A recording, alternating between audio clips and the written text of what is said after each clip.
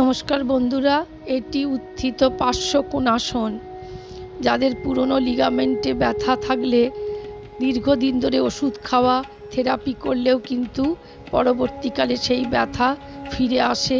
অনেকক্ষণ বসে থাকলে উঠে দাঁড়ানো অসম্ভব হয়, ভালোভাবে হাঁটতে পারে না। কিন্তু এই উত্থিত পার্শ্বকোণাসনে আপনার পেশিকে, পায়ের পেশিকে মজবুত করবে।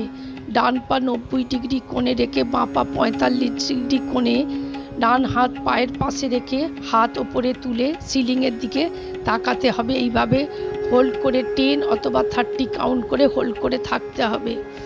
এই উত্থিত পার্শ্বকোণাসন, এই উত্থিত পার্শ্বকোণাসনে আপনার ভারসাম্য বজায় রাখবে, পেশিকে মজবুত করবে।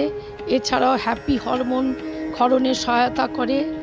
তাছাড়া দেহের নিম্ন অঙ্গে সক্রিয় রাখতে সাহায্য করে। কিন্তু যাদের হাঁটুতে ব্যথা আছে, কোমরে চোট আছে, মেরুদণ্ডেও চোট আছে, তারা এই আসন করবেন না।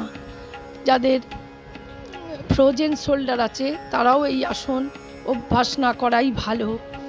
এই উত্থিত পার্শ্বকোণাসন যদি আপনি নিয়মিত অভ্যাস করেন, তাহলে আপনার পায়ের এই ফোলা ভাব, ভালোভাবে হাঁটতে না পারা, এই সমস্যা দূর হয়ে যাবে। একমাত্র যোগ ব্যায়ামেই এই সমস্যা দূর হয়। এই উত্থিত পার্শ্বকোণাসন আপনাকে সক্রিয় রাখবে। এই উত্থিত পার্শ্বকোণাসনে সতর্কতা বলে দিলাম, যাদের ব্যথা আছে, হাঁটুতে ব্যথা, কোমরে ব্যথা, তারা করবেন না এই আসন।